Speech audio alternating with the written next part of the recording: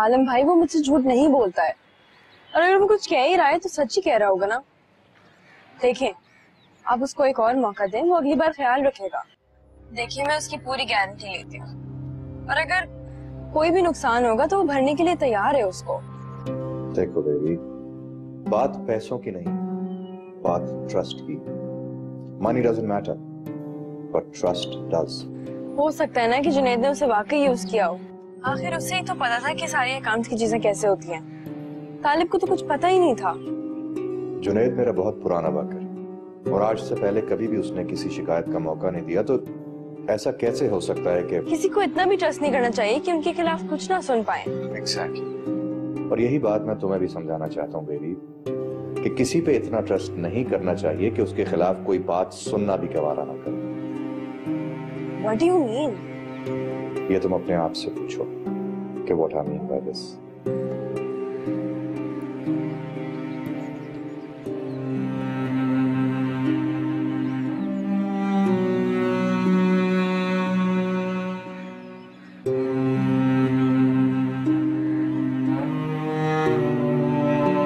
ना मैं पूछनी आ कि तुझे जरूरत क्या थी उससे बात करने की। मैं थोड़ी देर के लिए घर से बाहर गई हूँ और तू इतना खुल गई। तू तो ऐसे कह रही है अम्मा जैसे मैंने खुद बुलाया हो उसे। वैसे वो सिर्फ बात ही करने आया था। अच्छा, चलो नहीं, चलो शाबाश, चलो अंदर, चलो मेरा पुत्र। हाँ बोल, अब क्या कह रहा था वो? वापस ले जाना चाहता है मुझे, साथ रहना चाहता है मेरे। अच्छा, और कोई नवी गल? ये तो शुरू के उसके चोचले। नई बात ये अम्मा कि इस बार मैं भी जाना चाहती हूँ उसके साथ रहना चाहती हूँ। तेरा दिमाग तो नहीं खराब हो गया? अम्मा, मैं अपनी बच्चियों को अपने जैसा बचपन नहीं देना चाहती। जब वो मुझे खुद अपने साथ ले जाना चाहता है अपनी खुशी से, तो मैं क्यों जिद करूं?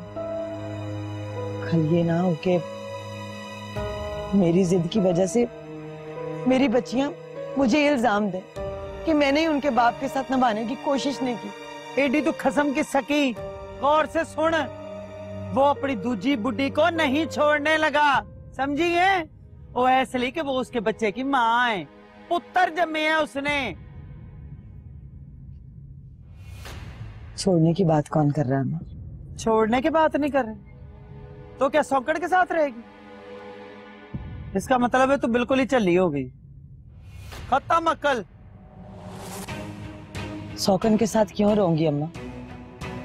वो नहीं लेके आएगा उसे यहाँ, और अब मैं भी साथ रहना चाहती हूँ उसके। अपने बच्चों के बाप के साथ रहना चाहती हूँ, कार बसाना चाहती हूँ मैं अपने। तेरा तो दिमाग नहीं काम करता, पर मेरा दिमाग काम करता है। गौर से सुन, वो नलायक तेरे घर की लालच में आया है। उसको पता है कि अब तू कंगली फुकरी नहीं, घर की मालक भी है। वो क्यों आएगा मेरे कार के लालच में? वो तो खुद चाहता है कि मैं उसके साथ उसके कार में जाके रहूं। सही, बहुत अच्छे थी है। सारा जहान सच्चा है, एक सिर्फ तेरी माँ झूठी है। मेरी तरफ से जा, खा तके रोल उधर जाके मेरे चुते नु।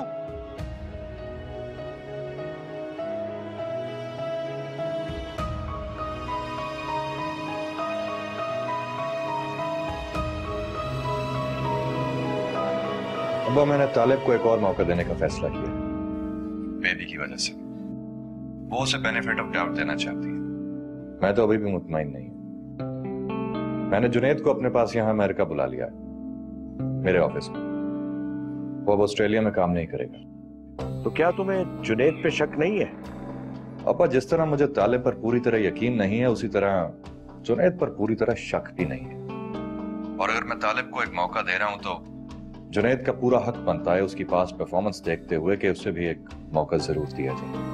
अलबत्ता तालिब के लिए ये पहला और आखिरी मौका है। अगर अब उसकी कोई शिकायत आई तो मैं ये जरूर भूल जाऊंगा कि बेबी के नाते मेरा उससे कोई रिश्ता भी है। मैं तुम्हारे हर फैसले में तुम्हारे साथ हूँ बेटा। मुझे तो ये समझ नहीं आता कि बेबी उस पर इतना ब्लाइंडली ट्रस्ट कैसे कर सकती है। ऐसा लगता है जैसे उसकी दुनिया तालिब से शुरू होती है और तालिब पर ही खत्म। मैं समझ सकता हूँ बेटा, जो एतराज तुम्हें है वो मुझे भी है, लेकिन एक बात तुम मेरी जरूर मानोगे कि तालिब बेबी से बहुत सिंसियर है। ये देखो ना, जो शख्स हर महीने अपनी तनख्वाह बेबी के नाम से भेज देता हो तो फिर बेबी का फर्ज है कि इसको डिफेंड करे। शायद आप ठीक ही कह रहे हैं। खैर देखते हैं बाबा, देखते हैं। इन दोनों के लिए एक इम्तिहान भी। Will see. हाँ वो तो है। चलो बेटा, अल्लाह हाफ़िज़।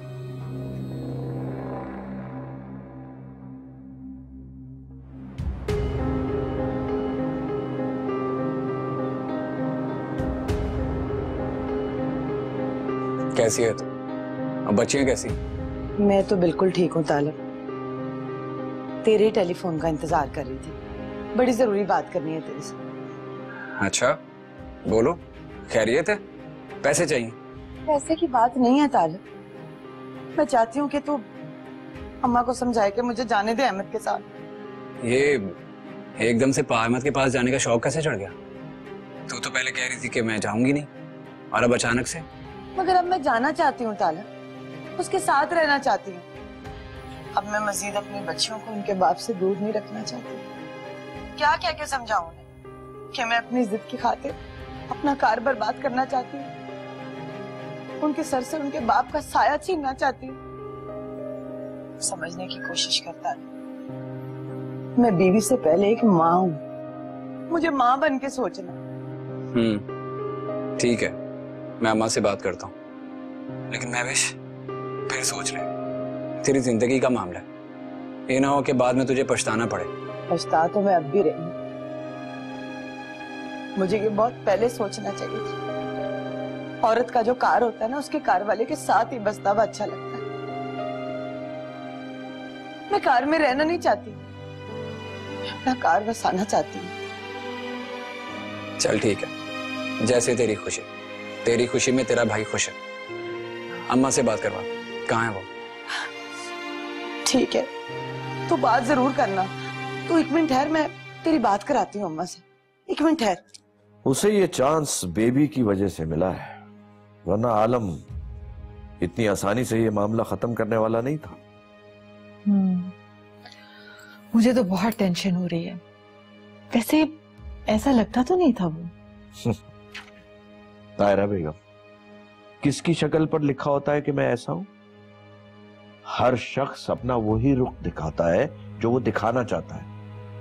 असल पता तो उसका साथ रहने से चलता है। कमाल है, आपका दिल अभी भी मुतमईन है। मैं मुतमईन होने पे मजबूर हूँ तायरा बेगम। वो कहता है ये सब कुछ जुनेद ने किया है और फंस वो गया है। अब हम इस बात का एतबार करने के सिवा और कुछ कर भी नहीं सकते। मगर सारे सबूत तो उसी के खिलाफ है ना, जुनेद के नहीं। ये सारे सबूत ना ही तालिब के खिलाफ हैं और ना ही जुनेद के, लेकिन इन दोनों में से किसी ना किसी ने तो ये काम किया है। यकीन से नहीं कहा जा सकता कि किसने किया है। देखिए तायरा बेगम, एक मुसलमान को जाहिर पर मामला करने को कहा गया है। अब अगर दूसरा चाल चलता है तो अल्लाह वक्त के साथ साथ उसके सामने लाता है। हमने उन दोनों में से किसी का भी दिल नहीं देखा, मगर जो बदनियत है देर या सवेर सामने आ ही जाएगी। पता नहीं आप क्या और कैसे ये सब कह रहे हैं, लेकिन मैं बेबी के हवाले से तालिब की तरफ से बहुत परेशान हूँ। दिल में अजीब अजीब से ख्याल आ रहे हैं। हाँ, परेशान मत हो ताहिरा बेगम। एक बात तो तय कि तालिब हमारी बेबी से बहुत मुखलिस है। अब देखो ना, हर महीने बेबी के अकाउंट में उसकी तनख्वाह का मुसलसल भेजना, यानी घर की तामीर के लिए। ये भी आप ठीक कह रहे हैं। मेरी तो हिम्मत ही नहीं हो रही इस ऑफिस में काम करने की। जिस ऑफिस में इतना बड़ा इल्जाम लगा मुझ पर, उसी ऑफिस में काम कर रहा हूं, सिर्फ और सिर्फ तुम्हारी वजह से। याद रखना तुम। किसी ने कुछ कहा है तुमसे? कहने के लिए नजरें ही काफी होती है। मैं क्या समझता नहीं? तुम बिला वजह सेंसिटिव हो रहे हो तालिब। ऐसा कुछ नहीं है। जब आलम भाई ने तुम्हें माफ कर दिया है तो किसी की क्या मजाल है कुछ भी कहने की। आलम भाई ने मुझे माफ नहीं किया आलिया, सिर्फ तुम्हारी वजह से मुझे एक मौका दिया। यकीन जानो, मेरे लिए तो डूब मरने का मौका। क्या हो गया तालिब? जब मैं तुम्हें ट्रस्ट करती हूँ तो तुम्हें किसी की परवाह करने की क्या जरूरत है? आलिया, मैं तुम्हें कैसे समझाऊं? तुम्हें मेरी बात समझ क्यों नहीं आ रही? तुम्हें कुछ भी समझाने की जरूरत नहीं है तालिब, मैं सब समझ गई। छोड़ो इन बातों को। बताओ तुम्हारे एग्जाम्स कब है? एग्जाम्स वो नेक्स्ट मंथ है। बस अपनी स्टडीज पे ध्यान दो।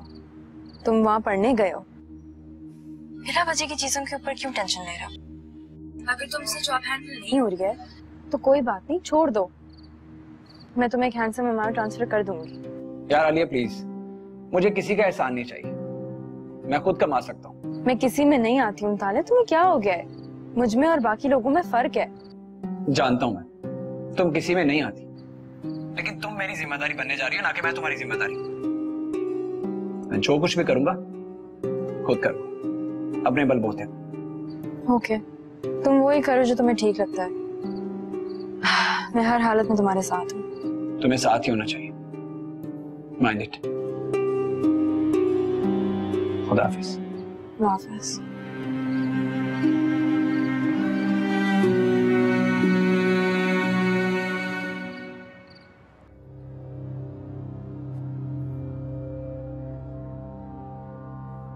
अम्मा, जाते जाते मिल तो ले मेरे से।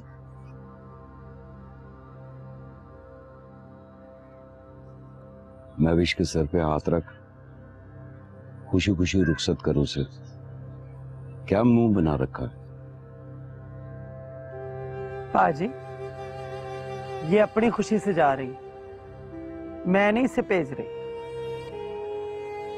बेटियां अपने घर में बसे तो माँ प्यो खुश होते।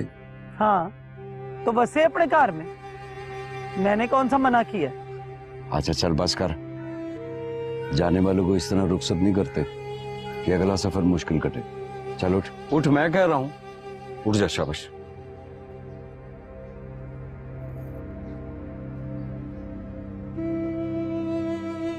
अम्मा,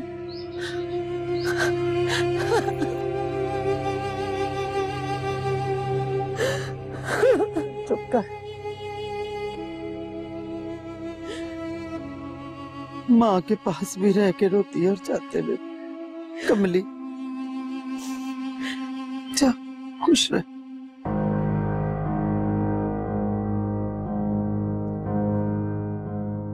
जाओ बेटा, अब्बा के पास जाओ। हाँ हाँ, जा मेरी थी, सुखी रह, खुश रह।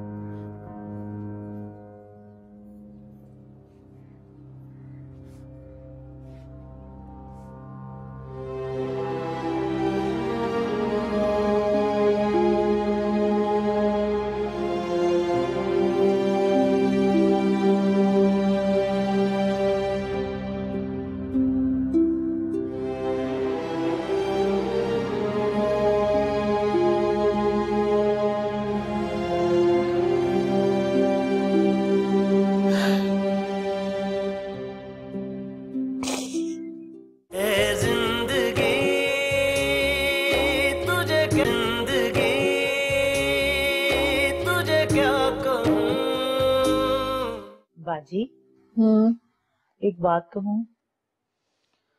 हाँ बैठो। आजकल घर में ये सब क्या चल रहा है? सब परेशान हैं। सबके माथे पे बड़े बड़े इश्तिहार चल रहे हैं परेशानी के। हाँ जुलेखा, बस क्या बताऊं, एक बहुत बड़ी मुश्किल आ गई है। आजमाइश ही आजमाइश है, जिससे निकला भी नहीं जा रहा और खत्म भी नहीं हो रही। कुछ समझ नहीं आ रहा कि क्या करें, किससे कहें। बाजी, जुलेखा को कुछ बताने की जरूरत पड़ी है जो अब पड़ेगी। जुलेखा तो इस घर की हर बात की अमीन है, कोई बताए या ना बताए जुलेखा को सब पता होता है। हाँ जुलेखा, तुमसे तो कुछ भी छुपा हुआ नहीं है। क्या हो रहा है, क्या होने वाला है, कुछ समझ ही नहीं आ रहा। बस सिर्फ एक बेबी ही है जो मुतमईन बैठी है, और दिल है कि मुतमईन हो ही नहीं रहा। बाजी, जिस बात में दिल में शक आए ना और शुबा पैदा हो, उस बात को छोड़ देने का हुक्म है रब की तरफ से। हाँ, मगर इस बात को बेबी भी तो छोड़े ना। उसके दिल से ये खटका दूर हो तो हम भी छोड़ें। उस पे तो जैसे तालिब ने कोई जादू किया हुआ है। उसमें तो किसी बात का असर होता ही नहीं है। इतना अंधा एतमाद, ना कहीं देखा ना सुना। बाजी, कहीं सच में बेबी बाजी पे किसी ने जादू तो नहीं कर दिया? प्लीज जुलेखा, अब इस तरह की बातें करके डराओ तो मत। मैं तो पहले ही बहुत परेशान हूँ, और परेशान मत करो। बाजी, हो भी सकता है। हमारे गांव में एक लड़की पर एक लड़के ने जादू करवा दिया था। वो तो किसी से शादी करने के लिए मानती नहीं थी, कहती थी इसी लड़के से शादी होगी, वरना किसी से नहीं करूंगी, कुंवारी मर जाऊंगी। फिर क्या हुआ उस लड़की का? शादी हो गई? होना क्या था, लड़की की माँ ने एक बाबा जी से दम करवाया बाजी उसे। उसका असर खत्म हुआ, उसकी रजामंदी से लड़की की शादी करवाई किसी और लड़के से। कुंवारा तो वो लड़का रह गया जिसने जादू करवाया था। जुलेखा, कभी कभी कोई खैर की खबर भी सुना दिया करो। बाजी, बेबी बाजी को ले जाकर कहीं दम करवाएं। हो सकता है मेरी बात सच हो, उन पर असरात हो। अल्लाह ना करे जुलेखा, कभी कोई बात अच्छी भी निकाल दिया करो मुंह से। कबूलियत का भी कोई वक्त होता है। वैसे तो बाजी, मोहब्बत खुद एक बहुत बड़ा आसेब है, अपना असर कर देती है। अगर अपने बस में कर ले, नहीं तो कहीं का नहीं छोड़ती। जिसको हो जाए उसकी जान को लग जाती है, तावीज दम सब बेकार हो जाते हैं। इंसान को एक दुआ मोहब्बत से पनाह की भी मांगनी चाहिए। सब बीमारियों से बड़ी बीमारी है। जुलेखा, बाजी, कहीं तू तो मोहब्बत के असर में नहीं आ गई? हाय बाजी, आप कैसी बातें कर रही हैं? नहीं हो भी सकता है ना। बाजी, आप भी ना। सर जी, मैंने आपसे बात की थी ना अपने संगी के बारे में। यही है जी, वो अहमद नाम है इसका, और मेरे गांव का है। हाँ मुझे याद है, वो पासपोर्ट आईडी कार्ड वगैरह लाए साथ, शनाख्ती कार्ड। हाँ जी, हाँ जी।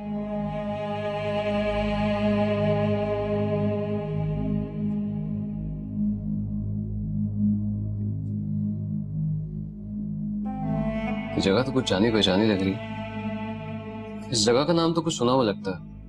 खैर, अहमद साहब, पैसों का बंदोबस्त कौन कर रहा है? आप खर्चा उठा सकते हैं ना? वो उसकी तो आप फिक्र ही ना करें।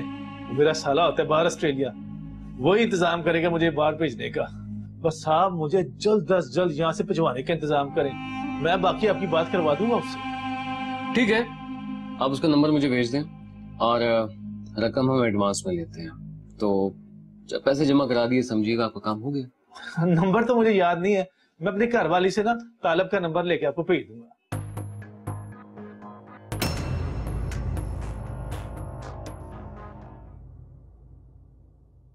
जिंदगी तुझे क्या, जिंदगी तुझे क्या कहूं। अम्मा, पहले एजेंट से बात तो होने दो, और आप फिक्र ना करें, जितने पैसे दे रहा हूँ ना उससे कहीं ज्यादा नहीं। आखिर आपका बेटा, पैसों में पूरा। देखो जुनैद, जहां बहुत सारे सबूत तुम्हारे खिलाफ, वहां बहुत सारे सबूत तुम्हारे फेवर में भी। ऑफिस में तो सख्ती होनी ही थी, उसने काम जो ऐसे किए हैं। अम्मा, उसने ये सब नहीं किया, कह तो रहा है वो। बेटा, आज तक किसी ने ये तस्लीम किया है कि उसने गुनाह किया है? जिंदगी तुझे क्या कहूं, ऐ जिंदगी तुझे क्या कहूं। दिन के चेहरे पर बरस पड़ती है काजल की तरह, चांद तारों से सजा देती है कालक रात की। तुझे क्या कहूँ।